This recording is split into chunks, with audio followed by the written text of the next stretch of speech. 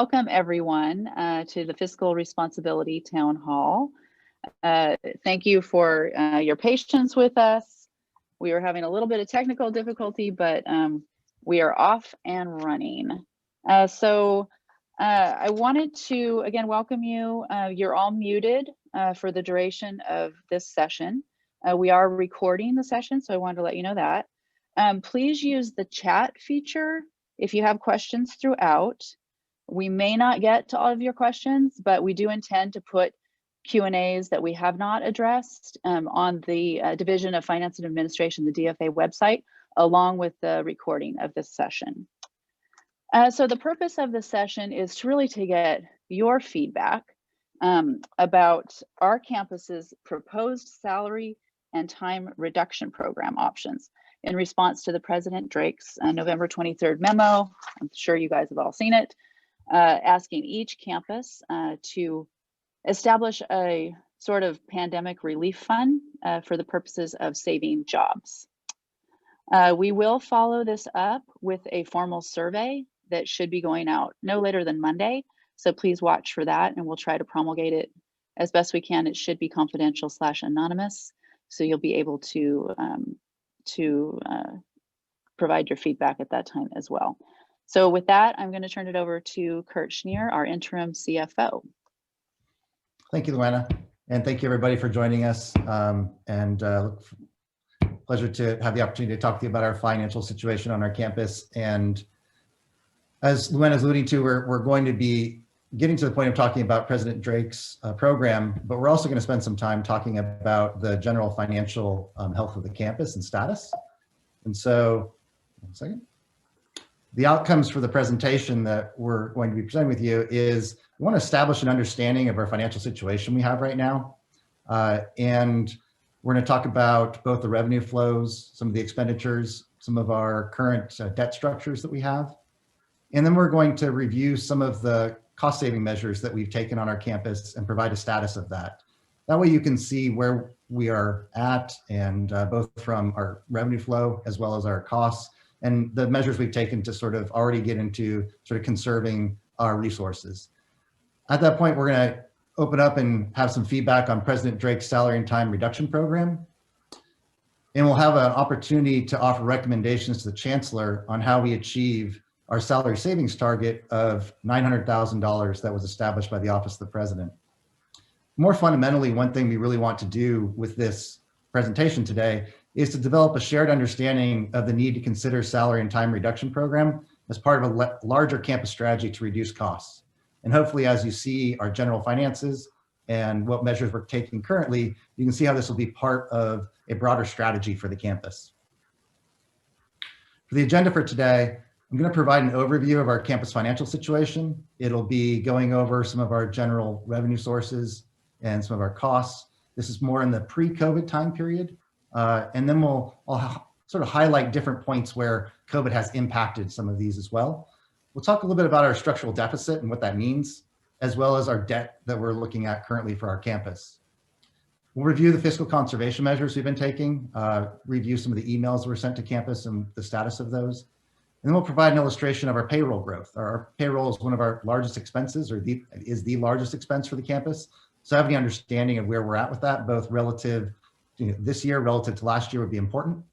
And then we'll get into the review of President Drake's salary and time reduction program and review some alternative salary saving models that we've developed for the campus. And there's 3 of them. We'll also contextualize these savings relative to our financial situation and provide an opportunity for feedback at the end. I will also stop occasionally through the presentation to see if there are any questions I need to address moving forward, so that there's some opportunity for some real-time questions, and I'll rely on Jim and Luanna to let me know when I need to do so. Now, the first thing we want to do is provide just an overview of our budget by source for the campus.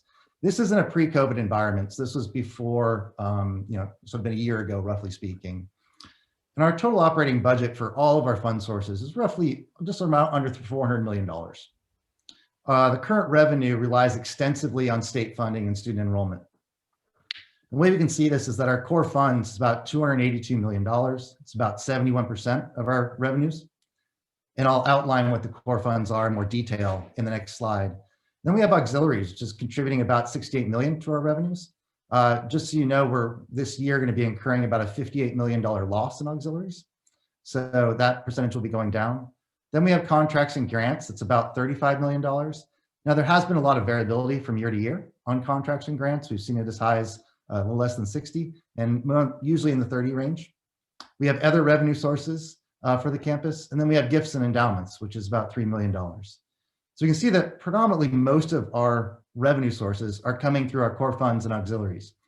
The point to make there is that those are student driven for the most parts in many ways. And so we want to be aware of that as we're looking at our campus finances.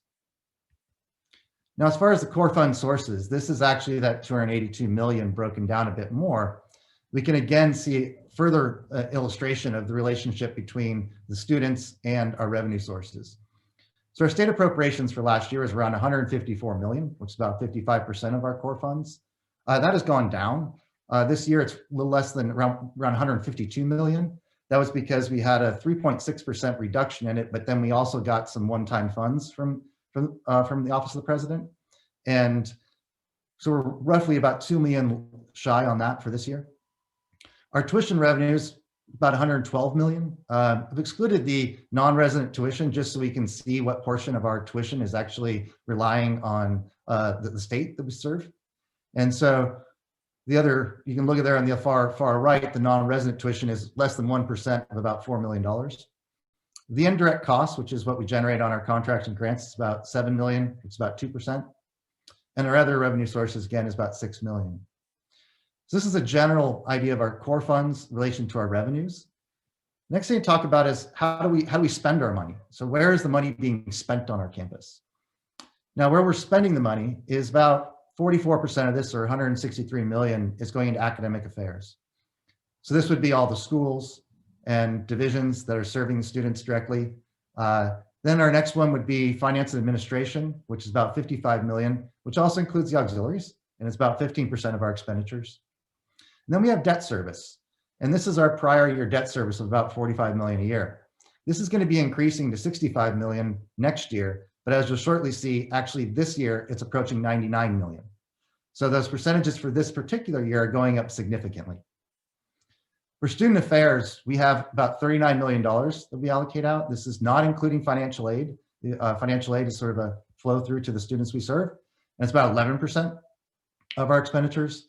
Then we have facility and operations at about 10%, research services about 6%, external relations less than 2%, and the Chancellor's organization less than 2%. So we can see where a lot of our expenditures are on our campus. Again, they are in places where we serve our students or related to the students we have. It's important to note, though, that our debt service is their third highest expenditure for the campus. That's going to be relevant for some of the future discussions that we have. I'm going to pause here and see if there are any questions generally about this that have come up in the chat. Any questions? I guess I'm not hearing any, so I will continue.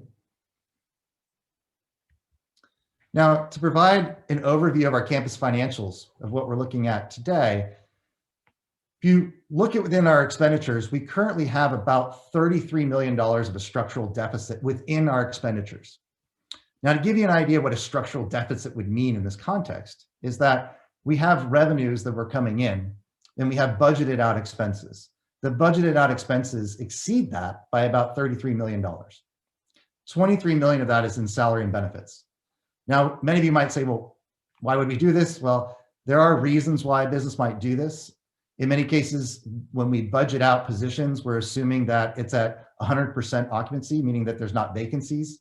There's not, with most businesses, you're going to have some turnover. And so you do generate some savings in that.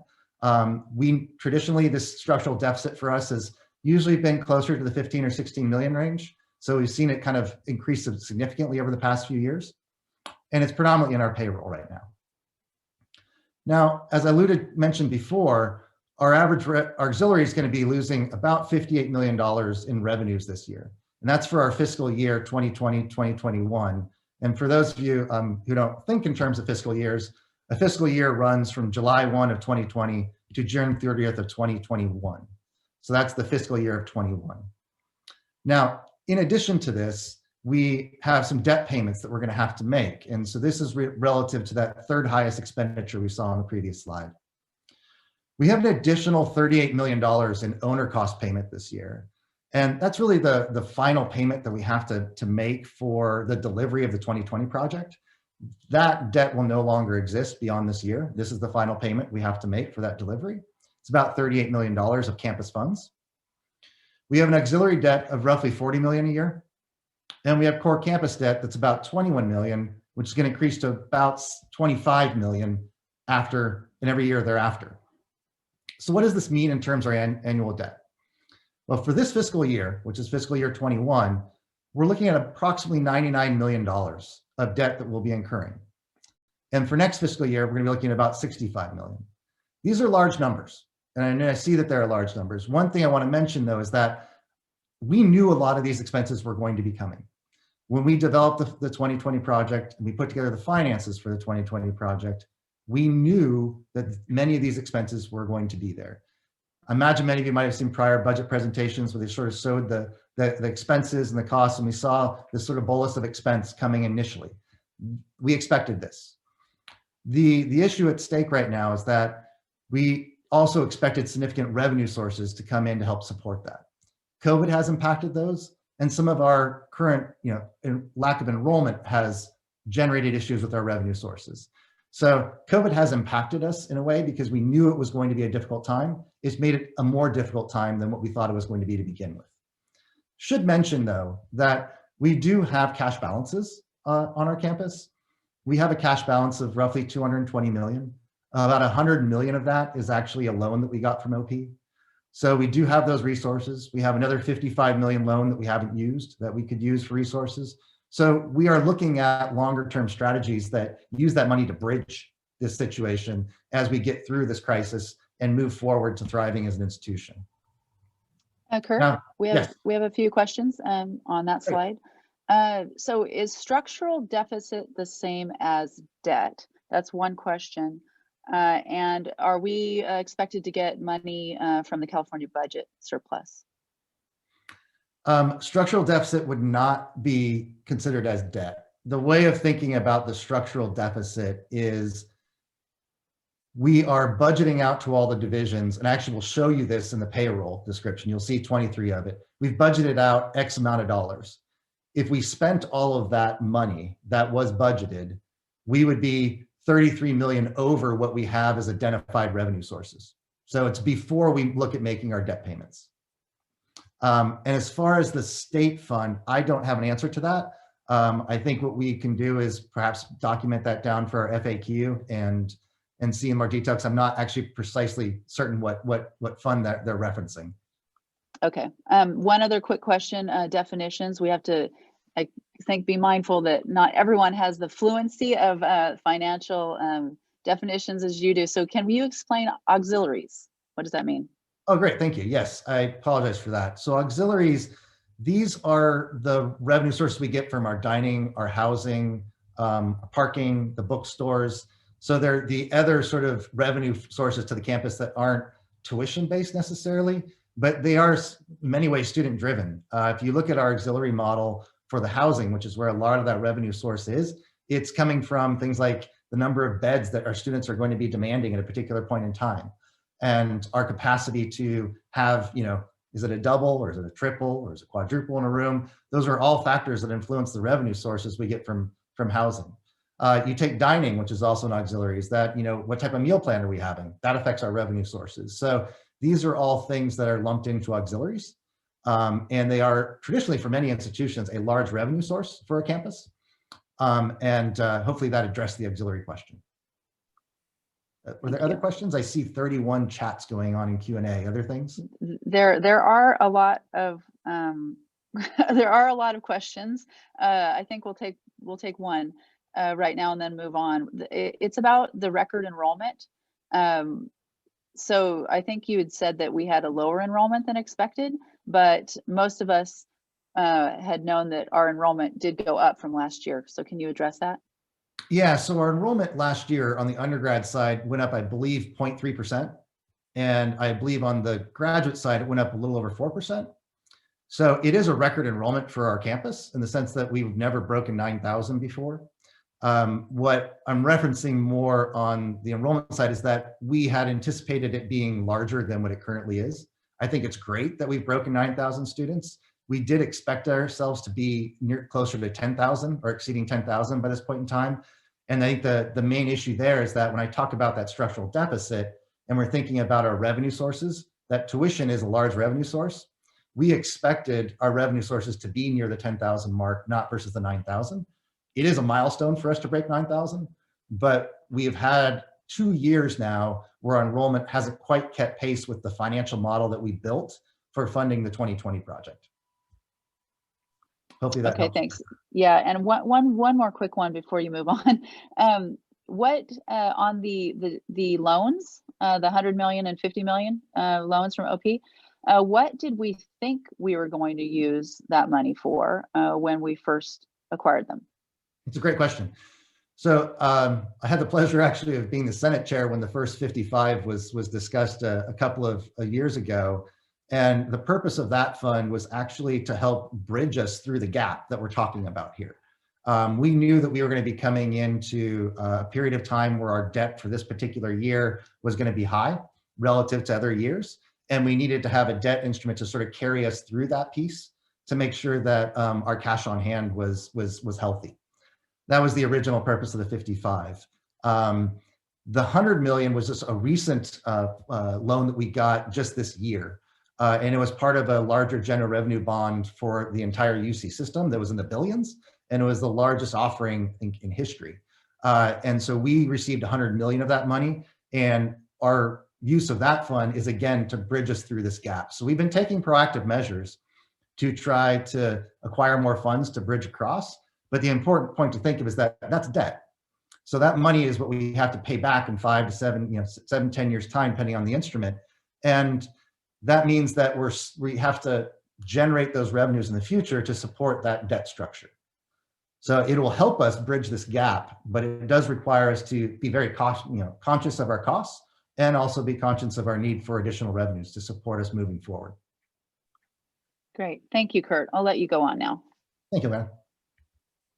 So the next thing I want to talk to you about is our fiscal conservation measures of what we've done to date. On June 8th, there was a campus message that was sent out. That message indicated that we were pausing all existing stipends for the campus starting July 1 through June 30th of 2021. So this is fiscal year 21. And we're also placing a 6-month hold on all new and backfill hires. This has included limited and contract hiring. We had a halt on all recruitments if no offer had been extended at that point in time.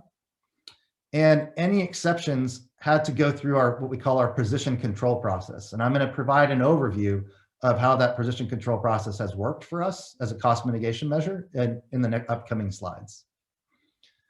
On the 29th of June, we put a requirement in that all purchases and contracts of 5K or more required approval of dean and divisional heads. And then we extended that to professional services consulting agreements as well. Earlier in this fall, what we did at a cabinet level that is now working through the divisions and the deans respectively is try to establish a 5% targeted reduction in expenditures. And this is relative to fiscal year 20. And I'd say this is difficult for the campus because we have had growth, but that's a goal we've been setting in our conservation measures. And we've also put forward a goal of an additional 7% target reduction for fiscal year 22. Now, when we put out those 5% targets, it'd be important to note that we were looking at a mix of mostly payroll and a few other expenses. And that was going to be roughly maybe about a $12 to $13 million that we were trying to save for this year. Now, I want to say that because it'll help contextualize some of what we'll see here in a bit when we are looking at the programs and models that we have for the savings this year. Now, to go through the position control, this is a histogram that illustrates how many requests that we received through position control for exception and what decisions that were made. So year to date, and this was about a month old, I think at this point, but there's not been not a lot of them coming through subsequently.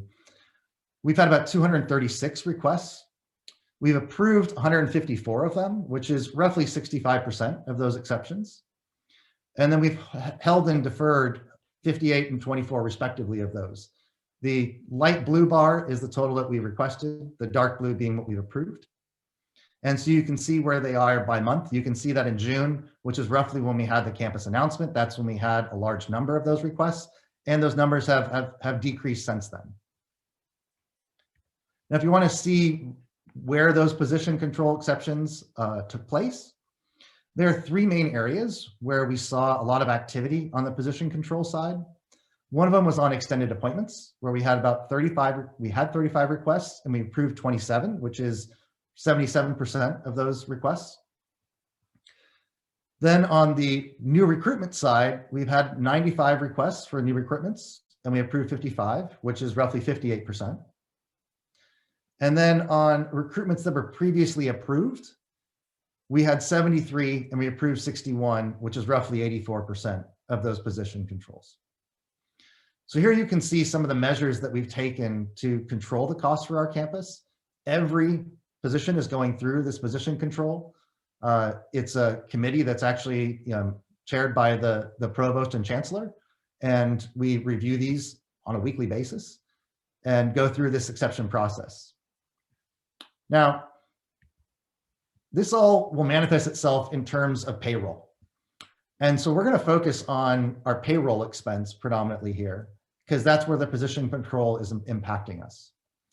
Now, what I have here is a graph that is looking at payroll both last year and our expected payroll this year, as well as our budgets. The blue lines represent our budgets. So for this year, we've budgeted out approximately $221 million in payroll. I mentioned that 23 million of that is part of our structural deficit. What that means is if you look at the dotted blue line at the bottom, you'll see the 198. That means that with identified revenue sources, we support 198 million of that 221. The gap there is the 23 million of structural deficit. And I said before, we would oftentimes run some structural deficit, but this 23 million is relatively large and it has been growing for our campus. Now, the yellow line is what our payroll was last year, which is $206 million. Now, the orange line is what we forecast our payroll to be this year. And the way this was done is we look at the payroll expenses year to date, and we extrapolate that out to an expected expenditure for the duration of the year. We're expecting our payroll to go up by about $10 million this year relative to last year. You might wonder what the yellow dotted line is. The yellow dotted line is actually what we would have forecast at any given month in time last year, our payroll moving forward. It's there for illustration purposes because you can see that last year we had sort of an upward trend toward the end of the fiscal year. And so what we want to do is make sure with our cost controls that we mitigate that this year and maintain our trajectory and not have it grow as it did in the prior year. Just really to illustrate our forecasting mechanisms we've used. I'm going to pause here for questions to see if there's anything relating to either position control or the payroll piece that needs to be clarified. Luanna? I don't see any specifically related to those areas. All right. Well, I thank you. Now, the other thing we want to talk about is this 5% targeted reduction that we've made across the campus. And what we see here is a waterfall graph showing where different groups have contributed or gone over or stayed under those targets that we have. And these are, what we've been doing is actually going around to each of the divisions and deans and reviewing with them what their expenditures have been year to date, what they were a year ago year to date, what a 5% target reduction would be for this year, and where they are relative to those targets. And we'll be doing this every month for the foreseeable future to help us try to keep track of our desired targeted reductions. Now, to explain the graph, if you start over on the very far left, this is actually the year-to-date expenditures from the prior year. So up through October last year, we spent about $86 million. All right. Now, if we're going to reduce that by 5%, we need to be closer to $82 million. which is over on the far right. So year to date, we should have about a $4 million or so reduction. So the question is, how well have we been doing hitting that target? Well, what you see across the axes is you'll have different organizations listed. For each of those organizations, you're going to see either a burgundy box or a green box. The burgundy box is going to be indicating where a division or school is overspending relative to a target. The green is going to be when a division is underspending relative to a target. So we can see that some of the larger over expenditures have been within the schools, the provosts, and DFA, which are areas where we've had some hiring. Then there's also some savings that are accruing. We see some in OIT and external relations. We see a large one in student affairs. There's a little bit of a caveat there because a lot of that savings is associated with a reduction in financial aid that's been allocated. So there's some savings those aren't really material in that context. And then we can go over to the orange bar. The orange bar is really looking at what's the gap right now. So if we sum all those up, what is our real gap at this point in time? Right now, we're about 6.8 million off of our year-to-date target for a 5% reduction. So we have we're overspending in that context, and we're actually overspending relative to last year by a little over almost $3 million. If you add up this 82 and the 6.8, you're gonna get the 88.8, you're about 2.8 over relative to last year. Maybe there's questions on this graph. Luanna? Jim, I'm going to ask you if there's questions on this graph because I am having a hard time seeing the questions. Sorry. Sure. Okay. We're getting a lot of questions through the Q&A, not through the chat. And I'm hoping that these get captured in the recording. However, requests made to position control. Yeah, so these are related to the past slide. I wasn't seeing all the questions that were coming in on position control. The position control comes through the position delegates. And actually, Luanna, being HR, would you like to handle that process maybe? Yeah, the position control, there's a process through the position delegates, and there's one per each division. There's forms that you have to fill out, and then it comes, they capture all of the information, and then it comes through a pre-meet that Kurt and I and Nicole and Sharon Butler are on. We discuss, and then we take those to Greg and Chancellor on a weekly basis. So there's a lot of eyes on, a lot of review. We go back to the divisions, ask them for further information. And so we really scrutinize these as best we can. Thank you, Luanna, for helping with that. Other questions? Yes. What can you give some examples of what position control takes into account? Well, I think we look at a lot of different factors. We look at the criticality of positions. We look at how it relates to the workflows within a group, looking at the current staffing that's in that area, looking at the nature of the position. And I think we look at a multitude of factors. We have actually, I don't have the questions in front of me, but it's probably 8 questions that I think is it somewhere around there, Luanna, about 6 to 8 questions that every position has to address that are sort of addressing like, what's the funding sources, what's the criticality of the positions, how is the work currently being done if this is a vacant position, a lot of depth information about the need for the position. It's, I believe, 6 questions or so that every position has to fill out. Yeah, and a couple questions now. I'm seeing them through the email here. Why are there reclassification stipends happening when there is supposed to be a freeze? Good question, and it relates to a couple other questions that is about what Kurt just kind of tied together, and that is strategic investment. So in areas, for example, we've allowed certain positions in the Office of Research and Economic Development, ORED, for research administration to go through. There's been some strategic investments in some student affairs critical positions, but we have been looking at these as to do we have to do this right now?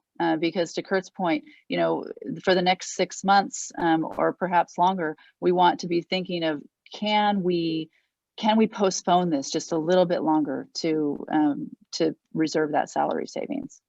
Yes. Might be a good time to go to President Drake's piece, if that's okay, giving consideration of time, but yeah. Is that good? Yeah. Yep. And there are a lot of questions, so we're not going to be able to get to all of them. Apologize. We will do our best to get to them on the published Q&A though. Yeah, we definitely will. Thank you. But I appreciate the questions, everybody. This is good. So the next part we wanted to is, now that we've outlined sort of the financial situation, broadly speaking, for our campus, what we want to do is talk about President Drake's salary and time reduction program. Now, the goal of this program has been brought forth, if many might have seen the statements, is to protect jobs and avoid pandemic-related layoffs as much as possible. And also another goal is to protect those with lower income. And in this process, we want to ensure that it's equitable and fair. What equitable and fair means in this context is that predominantly those with higher income should be incurring more of the salary savings than lower income.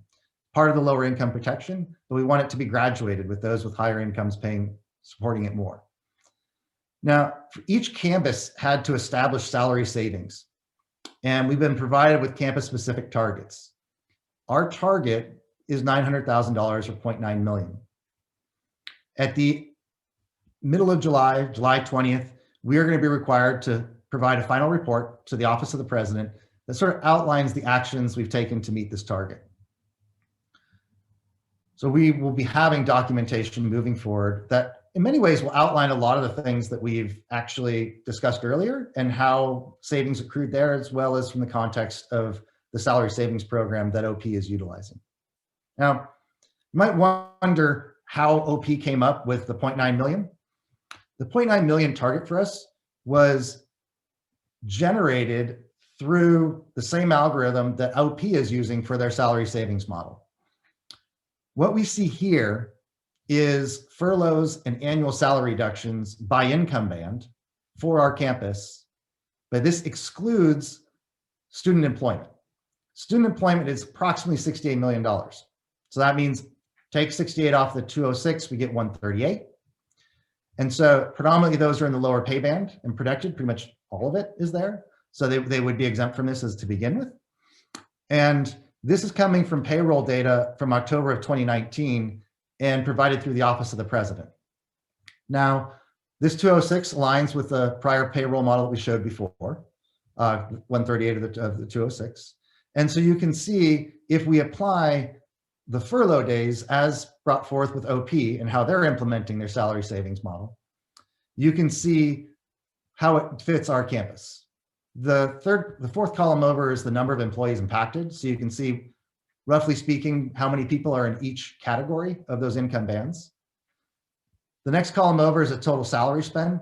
That's how much of our total salary on our campus is within that band. So how much of our money is actually spent in that region. And then also the salary savings that accrues to generate the 0.9.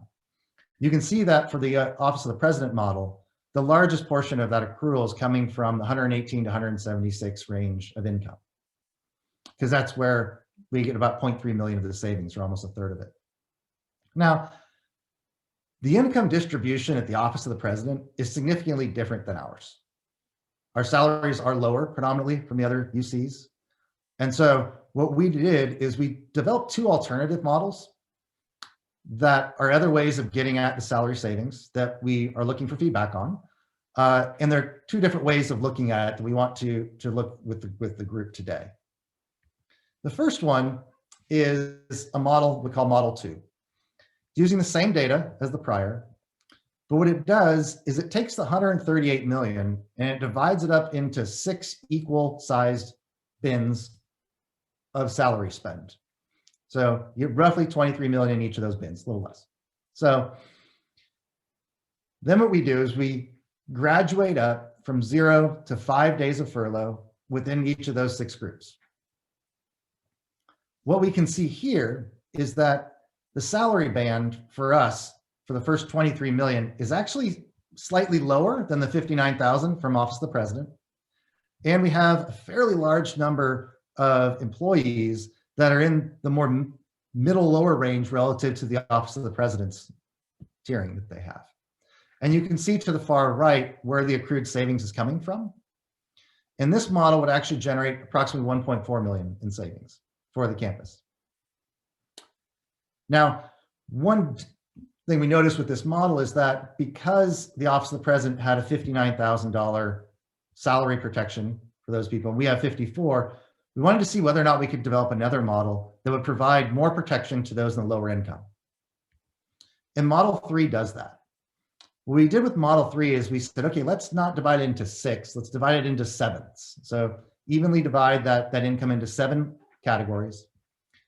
We're gonna protect the lower 2, and that means that anybody below 63,000 would have no impact from the salary savings. Then we get into the other tiers, 63 to 77, 73 to 95. And you can see how it's a little bit different than the prior model. And we see that the overall savings for the campus would be 1.2 million, roughly 0.8 across our annual salary reductions. These are annual salary reductions, I should note, because we'd be implementing this model between the start of the spring term and the end of the fiscal year, which would be June 30th of 2021.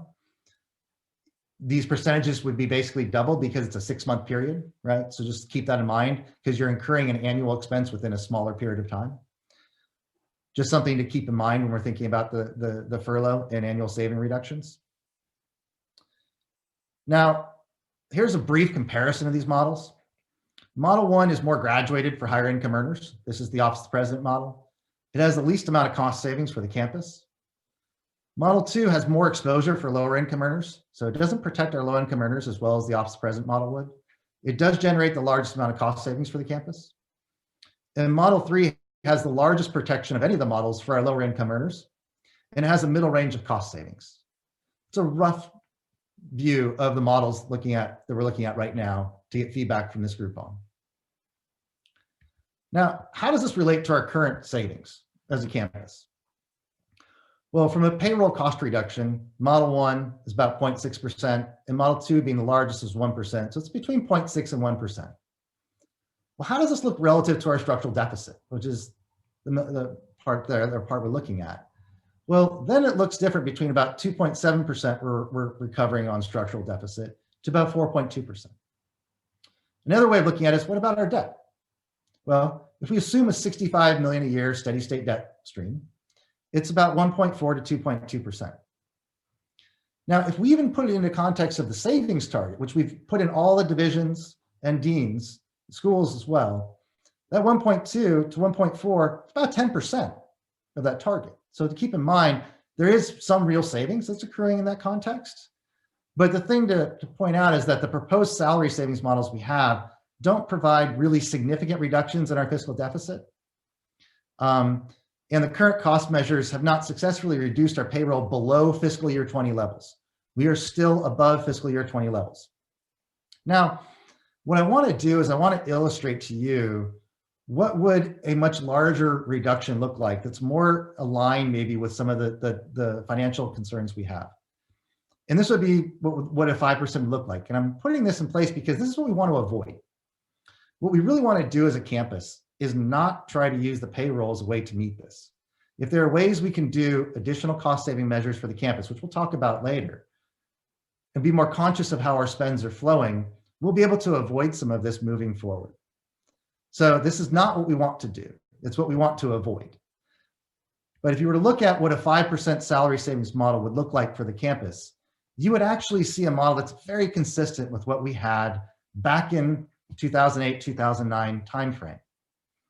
There is some power for us in this context. If there are things we do on the revenue generation side, things we do on our cost savings, it'll prevent this. But you can see that the furlough days would anywhere between from 3 to 27 to generate a 5% annual reduction. And the savings would be about 6.9 if we were looking at relative to the 138. Again, this is what we want to prevent. We want to develop fiscal awareness for the campus, fiscal transparency so people can see how we're spending money, and start thinking collectively as a group how we own that and mitigate those costs so we can avoid this moving forward. Now, what are the sort of questions for us moving forward together? If we are unable to significantly reduce current spending, it may necessitate additional actions in upcoming fiscal years. This is the prior slide. This said, there's a lot of uncertainty regarding our future. So for fiscal year 22, which would be July 1 of 2021 through June 30th of 2022, and for fiscal year 23, there's some certainties. As we've seen before from the earlier slides on our revenue slides, undergraduate enrollment growth is really a key revenue source for us. If we're able to increase our enrollments and maintain some of those trajectories that we expected under the 2020 project, it will help solve this for us in many ways. Not completely, but it will help alleviate it. The other question is state appropriations. We had a reduction of about 3.6%, which got offset a little bit by some one-time funds. But however the state handles the state appropriations moving forward will impact us financially. If you look at the state, things are actually looking a little better than what people had expected, but I think it still may be too certain to really know. There's some uncertainty there. The other piece is stimulus.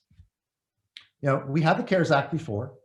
Question is, if another stimulus comes along that significantly helps the state of California, we would expect that those flows would also come to our institution and would help alleviate some of these pains that we're feeling because of COVID. That could change our picture as well. So what we need to be doing now is taking some deliberate steps, having a cultural change about how we approach our finances in a way. See the salary and time savings that we're working on, to really think of it as an initial step in this process, and also to help sort of get us to be aware of our situation and to prevent us having to take more difficult actions in the future. So what are we asking you to consider temporarily? We want to highlight temporarily, right? Our campus is going to grow. It's going to continue to grow. It's built to grow. So what are we thinking about temporarily? Well, on the staff side, would we consider holding staff vacancies for longer periods of time and thinking about dealing with those impacts that will affect staff across the campus?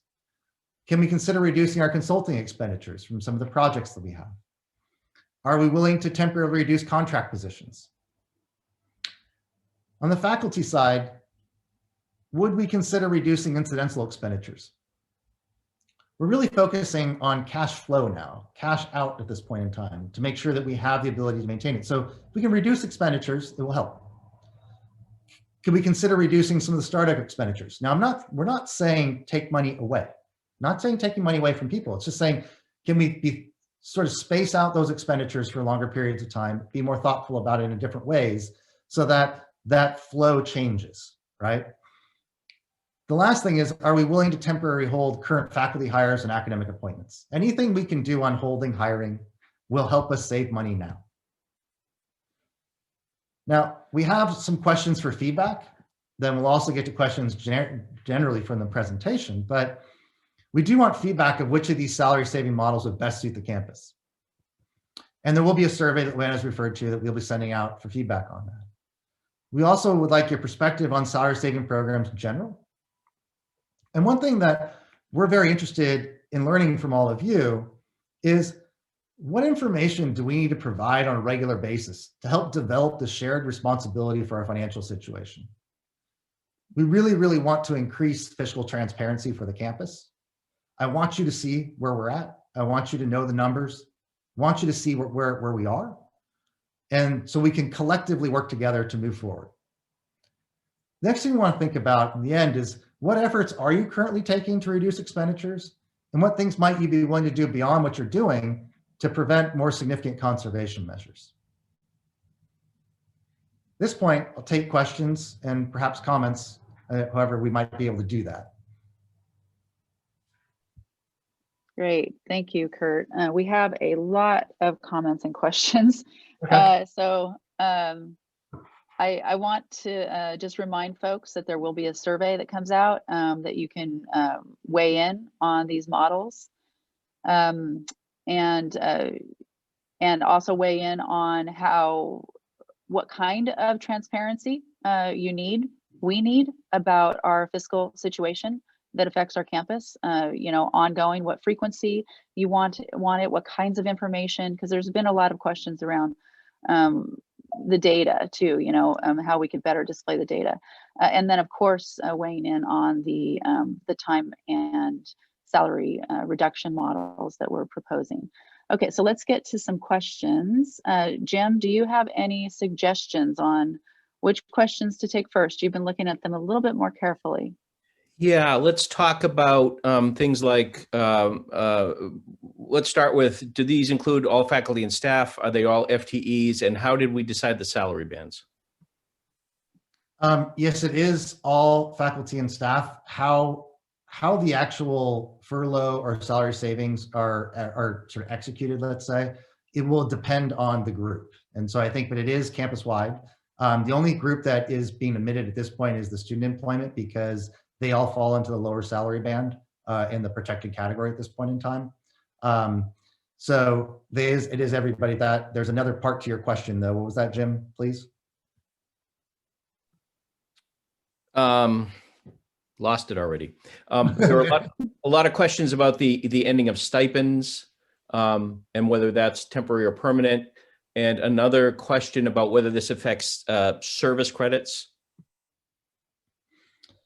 So as far as the stipends, we've put a hold on stipends. The only way a stipend is approved is by chancellor approval. And so they're being stopped at this point in time. With regard to the credits, I don't have an answer for, my understanding is it doesn't, but I don't definitively know. I don't know if Luanna, do you definitively know for credits? Yeah, that was part of the Regental item that went for approval in November to protect our UCRP. With any type of furlough, curtailment, salary reduction program, it will protect our service credits, and it will protect against our highest annual plan compensation, HAPC. So those looking at retirement pretty soon won't be affected through the reduction in salary that this type of program would have an impact on. Thanks for help with that, Luanna. That was you have better information than I do, so appreciate it. We did get some questions about when we're looking at the survey, being able to see the models. We are going to be loading the models up on the survey, so you'll be able to see those again, just so you know. And there was a question about the 5 days. We were doing the 5 days at this point in time to be consistent with the Office of the President, and just how we're looking at potentially allocating it slightly different from them based on our own income distribution. Yeah, there's some questions around the duration of this, so is it 5 days? Lots of questions about, does this mean monthly? If you're in the salary band where you have to take 5 days, is it monthly? I mean, my sense is that this would be negotiated with your supervisor in terms of how you would want to take your furlough days, and certainly, whether you're taking 0, 1, 2, 3, or 4, or 5 right now, if you're taking one, then we would want you to take the day. It's your day that has to be unpaid, whatever number of days that is for you. And, that's the one, I guess, silver lining, take the day and be off work. And just be clear, it's 5 days over between start of the spring and June 30th. So it's within that span, you choose your 0 to 5 days, you choose your days within those windows. And I now remember Jim's other part, which is how is the bands determined? I think that was the other part, Jim. And so going back, I probably could go back to the slides, but the way we developed the model 2 and 3 was we just divided the income distribution up into equal bins of, we take our entire, so if we take 138, divide it by 6, you're getting roughly that 23. So we just divided our payroll into the first 23 million, the next 23 million, the next, and then allocated the days accordingly across that distribution. The model 3, we divided the distribution into 7 bins, equal size bins of income, and then protected the lower 2, so that the upper 5 were where the 5 days accrued. So really it was just taking what is our campus specific income distribution and just slicing it up into equal size bins across the way. Hopefully that addresses that piece of the question. Yeah, there's some other threads about faculty. Some folks make a very good point that faculty don't necessarily have days, they don't accrue vacation days that they can take off. So, taking a day off, what does that mean? And then, but also how would this be implemented for faculty? It's my understanding this will be implemented to be salary reduction because there is no time management that's being put in place. So it would be salary reductions percentage wise. That's how we've discussed it at the system wide level. The other part that has come out, I believe it was in President Drake's memo, was that those days would not impact instruction. But so it would be salary reduction across for the faculty. We are also working on instituting the policies that were in the past of having people be able to use grants to support some of that if they wanted to. And we're working on, I think Kelly Anders we've talked recently about those processes. Not quite finalized, I believe, at this juncture, right, Luanna? That's right, yeah. But it's being talked about. Let's see, what else? Jim, do you have anything that rises as multiples? How will these days be tracked?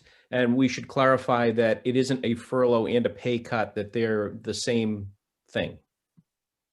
Good point, Jim. How will this, we have not worked out the fine details of this. We're going to be making decisions on this the end of next week is the plan. And then we'll be putting in sort of the execution plan of how we meet these models. So we're still getting feedback on the model.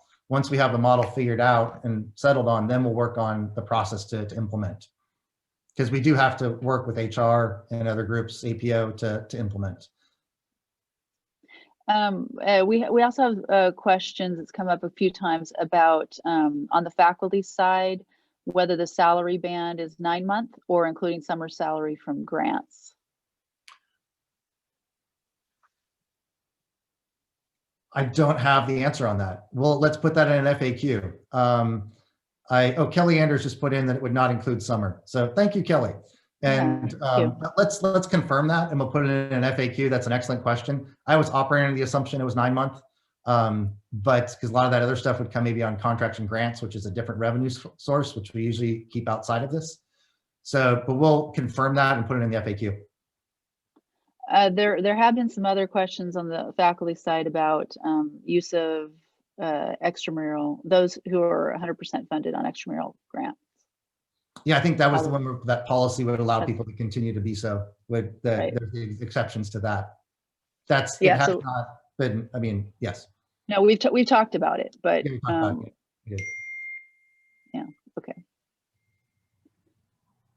What others come up? Let's see. We have some questions. Represented staff as well as unrepresented, will it affect exempt staff as well as non-exempt? The intention is to impact all staff. How it actually does will depend on the group that is represented or unrepresented at this point in time, how it's implemented. So we'll have to work through the appropriate HR channels to work on that. Yeah, and that's why we're calling it a salary/time reduction models program, because the way it's implemented on the represented side is through time. Thank you, Lana. Yep. And there's a lot of questions about things along this line. Can the furlough days be used by taking extra vacation time? So the furlough days that are shown here really are leave without pay. Yeah. So I think we have to be really clear on that one. Yeah, we've deliberately not chosen the word curtailment because the way curtailment has been used is those days we have in December. These are days without pay or salary reduction percentages that we're talking about. So it's not using vacation to opt out of these in this way. It's a straight reduction, either in salary or time. Right. And then we did have a comment about the bands. The fact that the end of one band shows up at the beginning of the other band is a little bit confusing. It's like if you're at, yes, right? If you're speaking, it should be like 163,001. I apologize. That's no, yes. Yeah, technically it would be, if somebody is precisely at that number, we'll have to make a discussion about that, but it's up to that point. Great. There are a lot of questions about the status of contractors, both sort of contracted FTEs and contract vendors. What's that status? How is that decided? Well, the contracts that we have right now that are expiring are or coming up to expiration go through our position control. That's actually where a lot of them are considered, and that's when we look at the breadth of the need in those positions, and then look at the decisions for that contract. The contract vendor piece, I mean, I guess that depends on if it's a consulting agreement or other sides, because the consulting agreements are not going through position control at this time, and so that part is the vendors, correct me if I'm wrong, Luanna, are not actually going through that position acceptance control in any way at this point in time. But we are looking at them. Yeah. You know, procurement is looking at them. There was cost control. You know, in Mike Riley's June memo, you know, there's some limitations on what needs elevated approval in terms of a dollar amount for consulting contract agreements, I believe. Yeah, that was on the earlier slide we had, Luanna, and it Yeah. had it for, I think, June 28th is what it was. So they all require chancellor approval or dean level approval to get through at this point in time. We have some questions about the time frame. You know, again, the time frame, the furlough days would need to be taken would be between now and June of 2021, correct? It would be starting in, most discussions have been starting in like a February timeframe through June. So like through Right. the end of June is what we'll be targeting at this point in time. That's what a lot of the other institutions have been looking at, is that time frame, because it's gonna take us a little time to get that process up and rolling, and with the holiday, and then getting also with our alphas and UC Path, getting that to be implementable. So realistically, it's probably more starting around February, what I would expect. Yeah. So and it's not retroactive. There was a comment. No, it's not. Yeah. But it is 5, you know, it's between 0 and 5 days during that time period between February and the end of June. Right. And then the big question is, you know, are there going to be furlough days that are going to be needed in 21, 22? It's a great question. I think that was part of the reason why to show our financial health, is because I think we need to reevaluate where we're going to be, or where we are in maybe 3 to 4 years time, 3 to 4 months time, not years, 3 to 4 months time. See how our existing cost controls have been able to help save money for us. Let's see some of the uncertainties about enrollment, where state appropriations are looking, what the stimulus might look like, and we'll have to reevaluate. We can think of plans moving forward into the upcoming fiscal years. We would like to try to prevent that to the extent possible. So we want to reevaluate this in probably 3 or 4 months time and figure out what efforts need to be done into the upcoming fiscal years.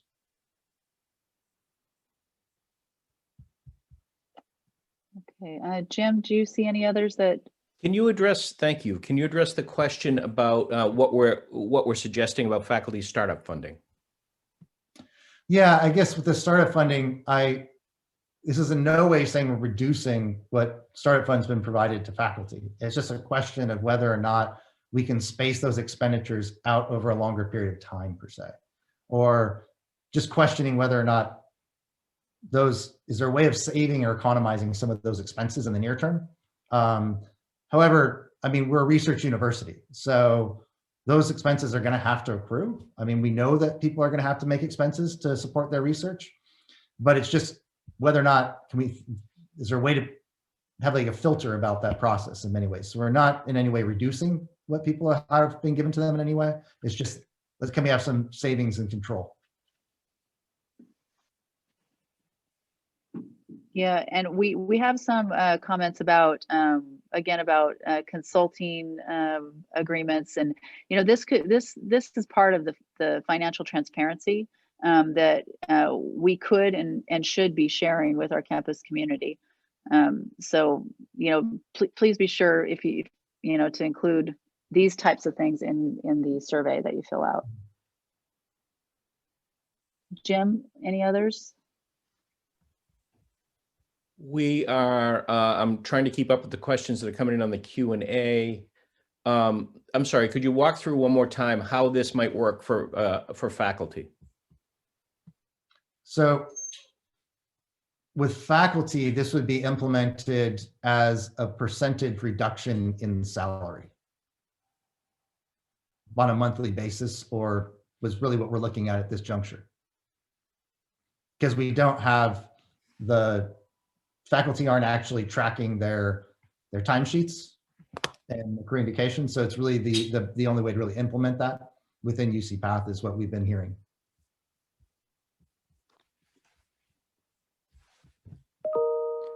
Okay, will this, how will this affect, if at all, benefits? My understanding does not affect benefits at all. No. Including employee contributions? No, that was True. the retirement piece that Luanna was referring to earlier. Yeah, I think that's. And even accrual. Yep. It's my understanding accruals are not affected as well. Yeah, that was what was recently approved by the regents, right, Luanna? Right. Is there a possibility for people to take voluntary furlough days? That's a great question. Actually thought about that this morning, and we have not discussed that, but I think we need to look into that and see whether or not there is a way for taking additional voluntary days. And I appreciate whoever's comment that was. Thank you for having that sentiment. But let's develop that as part of the FAQ and figure out how we could try to see if we can make that happen. There's a question about the structural deficit issue, or I believe you were quoted as saying deficits existed before COVID. Questions about how we sort of planned budgets heretofore. It's a good question. So prior to COVID, we had structural deficits. And I mean, many of you that might have served on, either in faculty committees or in other presentations you've seen across campus, you would have seen every year some structural deficit that might have been projected. And I've seen numbers in between 13 or 16 million, some cases. What predominantly was happening is that was if we had full employment. So everybody in the budget was employed. We've normally, I believe the percentage is somewhere between like 5-7% of vacancies. And so we've accrued significant savings that offset what is thought of as a structural deficit. So structural deficits are sort of a business strategy and how much risk one wants to have in our payroll. And so if you can think that every year you probably have a 5 or 6% sort of vacancy, you can budget for those. And so we were always aware that we would have those savings coming in at the end of the year, and they would sort of not zero out, but they'd reduce those deficits. That's what our prior budget has been thinking about. This being said, given that it is at the level it is now, we as a campus have to look into more detail on our budgets. What has happened is that we put our revenue stream expectations on one path and our cost streams on another. And what we're learning is that those paths diverge significantly over the past few years. And that has sort of made the structural deficit larger. We are now at a point now where we're seeing it and we can true this back up. And so there's a need for the campus, and we will, to focus on truing that up moving forward and narrow that deficit. There are a lot of questions circling around what's being called an issue of equity, that salary bands may not take into account other issues such as people who support small children or folks with disabilities or their parents, people who've foregone raises in the past. Are there other potential models that might address these? Some people are suggesting an algorithm generally to address this. These are the models that we are considering. If people have suggestions of other ways we could look at this, by all means, please put that in the survey. What we end up using as a campus doesn't necessarily have to be one of these three. If we get good feedback from everybody that indicates that maybe we need to be thinking differently about this, we'll do so. And so please forward any ideas you have about how to make it more equitable and fair. That is one of the goals of President Jake's program. So let's hear those comments and see what we can do. So I totally agree with Kurt, and to Kurt's credit, I mean, he has put together a lot of models. So the three that you're seeing here are the three that have been through some vetting with leadership, but it doesn't necessarily mean they're the right models for us. So please share your thoughts. I do want to share a statement from Chancellor Munoz. He is very committed to transparency and fairness as we work through this unfortunate situation, which many of us, of course, were not responsible for, but will be needed to help the institution emerge even better positioned for its prosperous future. So I just wanted to share that with you all, because he is interested in fairness and equity, and we want to be mindful of those issues that were just raised. Yeah, he also mentioned sort of the thrive part, which I think is important. Like this situation is not happening to us, it's happening with us. And there's a lot of power in that, in that our campus can actually have we take a lot of actions, make some decisions that will help us through this. Like we will get through this, and we can get through this stronger depending on the decisions we make. So really appreciate the Chancellor saying that. Thank you, Chancellor. And you're on the line. there were there's some comments too about you mentioned that we had some large deficits that existed before COVID. Why was this never addressed to the campus community in this kind of way? And that resonates with me. Maybe it resonates with all of you as well. And I'm part of the leadership group, so we need to do better, and we will do better. And under Chancellor Munoz, he has made this a priority, financial transparency for us. So hopefully you will see a lot of good new information. Yeah, and I think to that side, I've seen a lot of amazing work that's been done in the finance and business world to sort of give this information. A lot of it has been built on really a poor system to be able to report financials. We are now developing a new financial system, Alpha Financials, that will provide a lot more transparency for us as a campus and help us see these things real time. Before, to even on this case, to be able to generate this data, it didn't happen overnight. I mean, it takes weeks of effort to get to even knowing that we know now, whereas now we have the capacity moving forward to know this more real time, which will really help us and accelerate transparency. The other thing I'd say about why we haven't in the past is, our campus has been growing so fast that in many cases, our spending almost couldn't keep up with the growth. And we're now in a situation where it's slowing down a bit, but the spending needs to get better aligned with that growth that we have.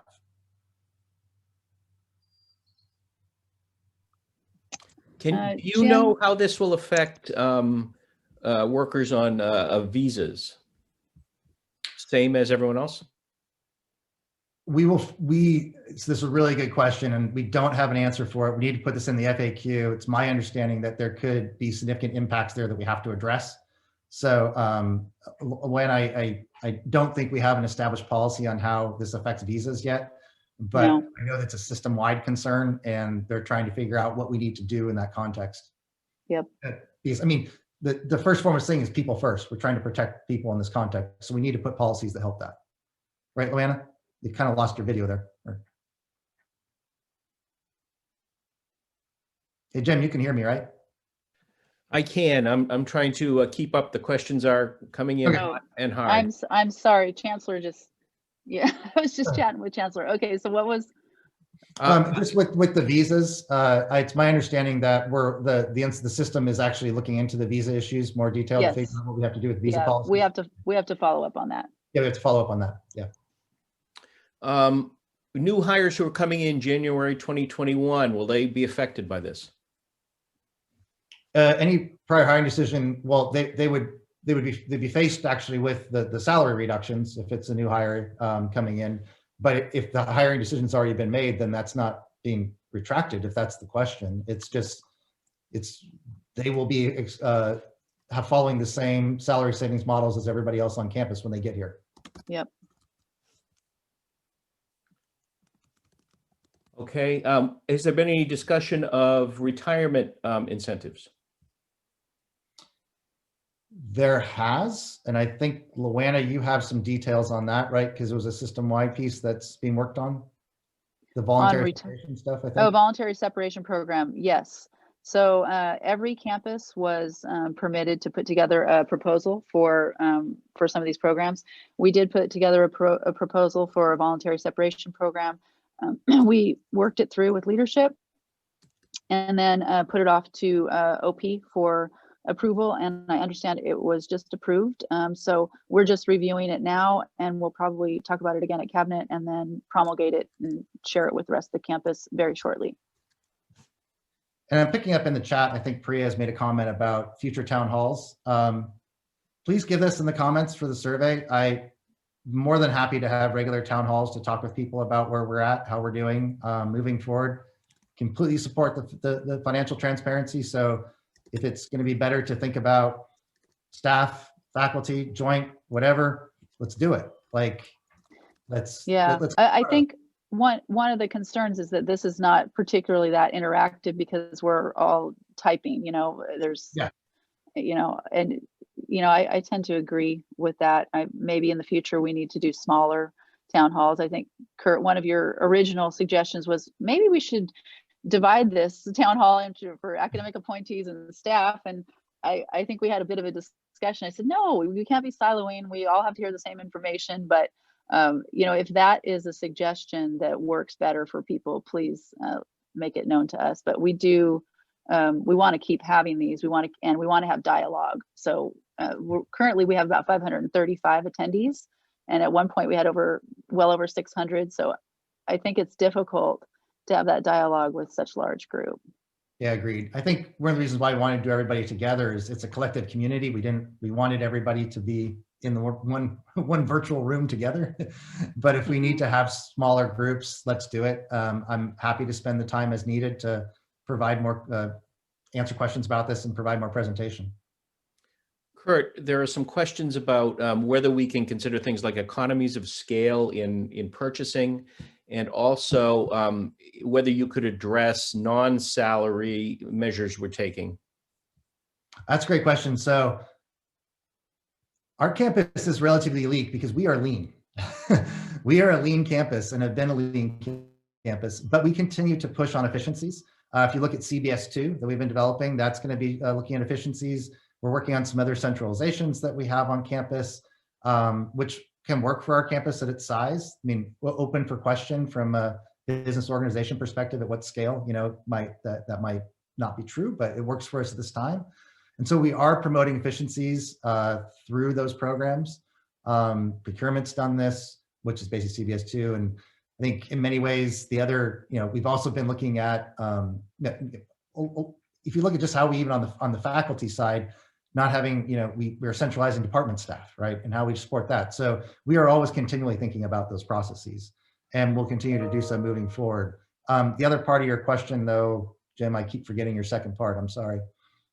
Do you remember? It was other measures that we're taking and economies of scale across campus. Yeah, so the other measures, we've actually seen some savings significantly sort of on the non-payroll side because we're not traveling as much. We're not utilizing the campus as much as we've had before. So we do see savings on that side. Incidental spending, actually, those things is down in many places. So faculty are spending less money. And so we actually are seeing that. We actually saw a reduction in our startup expenditures last year significantly. We normally would budget, we budget out an amount that people use when they're using it. And it was, I think it was nearly $3.5 million less than what we actually budgeted. So when I say talking about conserving sort of the startup, if we could just do what we were doing last year, that's great. I think that's what we mean, because we were already conserving money in that context that's not salary related. We've also put in some of the cost saving measures that Mike Riley put in earlier, talking about the contracts pieces and stuff of the sort. So we have done some other pieces that have saved money. Anything you want to add, Luanna? I think most part. No, I think that's great. Can we talk about the current and future state of, again, in some cases, of things like stipends and annual merit increases? Well, annual merit increases, are paused, and they have to be approved by the Office of the President. So, not sure what's going to happen next year, but they were paused this year. And what was the other part of the question? It was stipends, which we are continuing. Continuing to pause. Yeah. pause I mean, on. all the personnel measures, the reduction in contract personnel, or contract extension, backfills, previously approved positions, all of those are, and stipends and stars, all of that is going to have to continue to be paused, because we're asking all our employees to take a personal pay cut.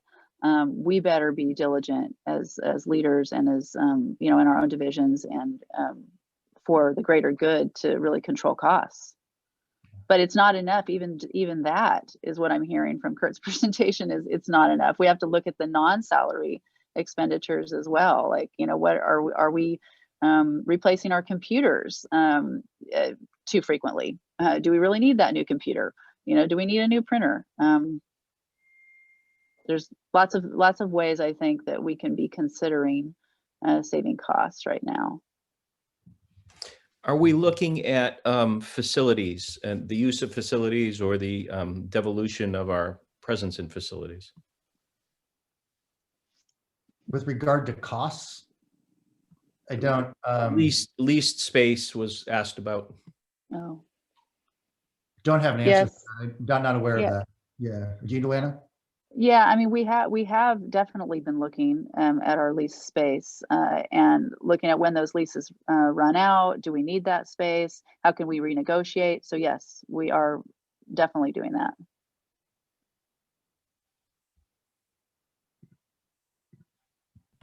Thank you. There are a lot of questions related to campus climate, morale. Obviously, no one likes to see reductions. What can we say about that? Well, it's hard. I guess my cursor just landed on one particular comment from an anonymous attendee that says, "Tough times, tough measures, but better than unemployment." And I guess, I hate that people are suffering, I think all of us do. I mean, I think the morale is bad. We're all being asked to do a lot, and sometimes many extra jobs on top of our own. And we really have to find those support structures, and really hopefully have that relationship with our supervisors to where we can talk through some of this and help us prioritize. Because what we've been talking a lot about, I think, in leadership and other venues, is prioritizing the work that we do, because we can't do it all, and we certainly can't do it all when we have fewer staff than we ever did, and when we don't see an end in sight. It will end, though. So if we can prioritize and only do those things that are super important, we can get through this together, and as long as we have that good support structure. And I know that doesn't answer the question, because it's a big one. No, it does. I mean, but this is why I was trying to get at the shared responsibility. It's really a community that we're going to work together to get through this in many regards. And it does mean that the extra effort that we put in means it's a job that we're saving in many cases. And so I think everybody can do their part a little bit, and hopefully the morale might be that we're helping to protect people's jobs, which would be great. So. Is there discussion, or has there been consideration of whether furlough days could be taken in increments, hours or afternoons or mornings? That's an interesting Really idea. good question. We should probably look into that to see whether or not it can be divided up, Cicely. So Yeah. as Lana referred to, time reductions would be how we'd be looking at for represented. So there might be some, but we need to look into that in more detail and put it in the FAQ. Yep.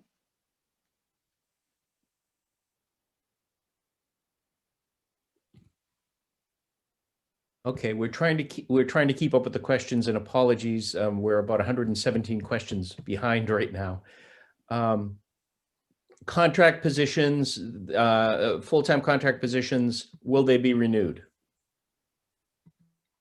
Every contract position goes through the position control.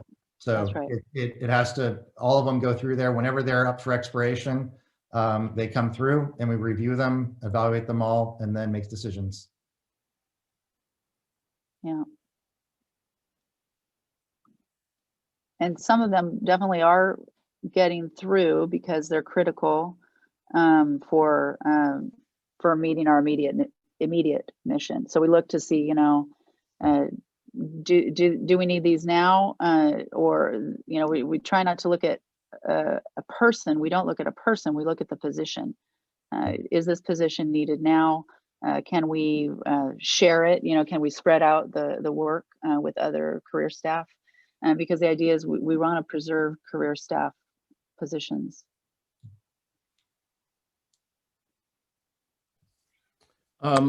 I'm sorry, I think you've already addressed several questions about how this will impact faculty, including, I think you discussed startup funds. Did you talk about grant funding and how that might interplay?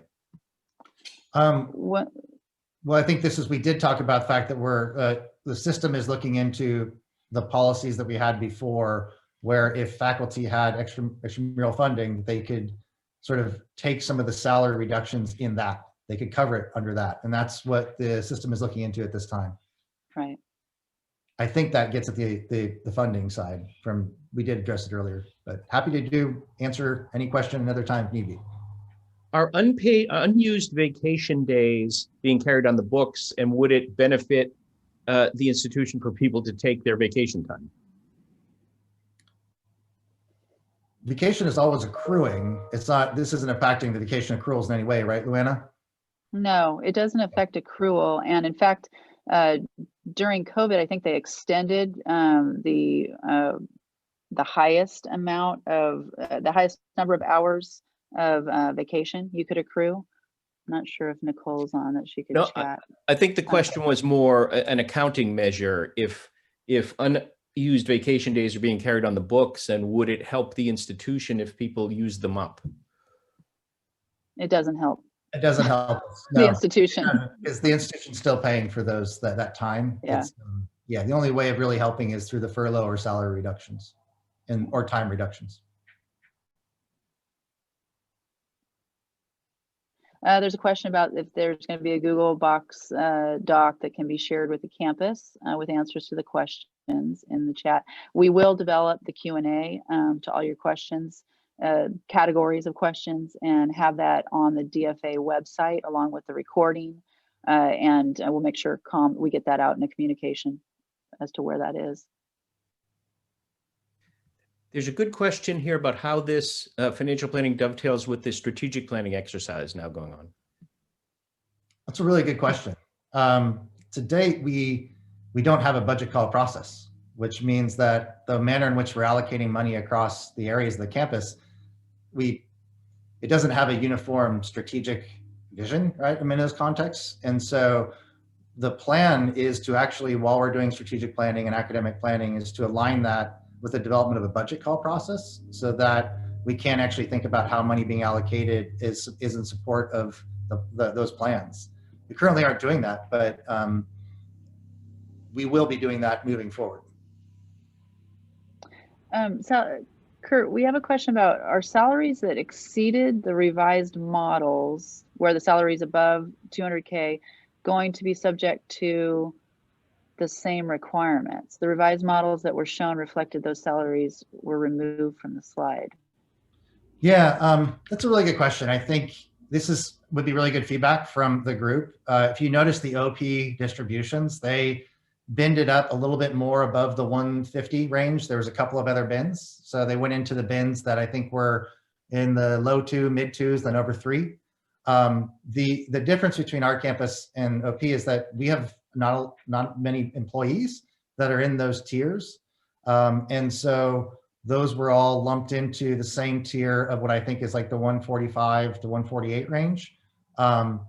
If there are general comments about that decision, I think send it along in the survey. And if you have suggestions about how to handle that, let us know.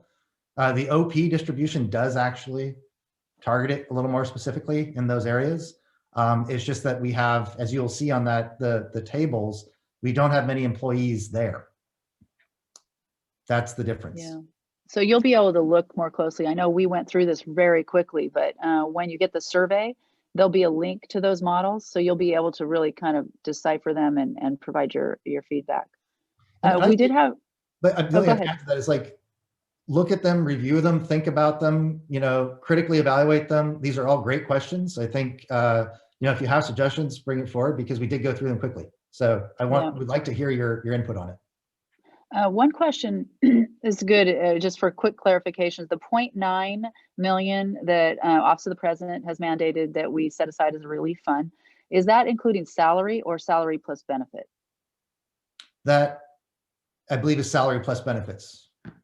Okay. And then another good question was, can we use the currently low rates for refinancing our existing debt?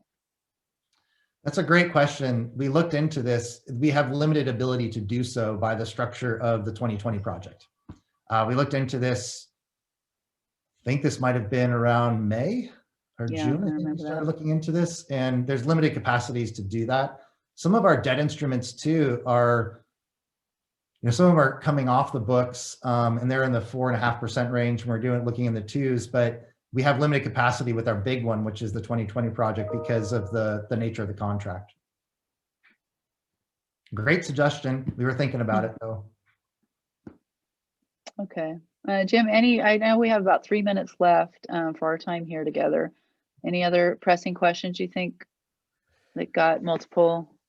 There are a lot of very specific questions. We'll try to group them into reasonable taxonomy. And when we post the FAQ, please ask folks to be a little patient. It'll take us a little while to assemble these and answers, but we will get them up on the DFA site as soon as we humanly can. Yeah, thank you. And thank you all for being here. You know, I want to read one anonymous attendee's quote again. You know, we're going to get through this together. It's going to be hard, but we're all in this together. So well said, whoever that was. Yeah, whoever did, that's very well said. Thank you. Yeah. Kurt, any final comments? No, just thank you for your time today, and appreciate the opportunity to increase the financial transparency for the campus and to get people to see the position we're in and the reasoning behind some of the decisions we need to make. Really appreciate it, and look forward to seeing your comments on the survey. Yes, and thank you all, and sorry for all the problems at the beginning when we were trying to figure this out. So we'll look forward to this again, but we'll try to do smaller groups so we can have some dialogue. Yep, sounds good. All right, have a great weekend. Great weekend. Thank you. Thank you. Bye.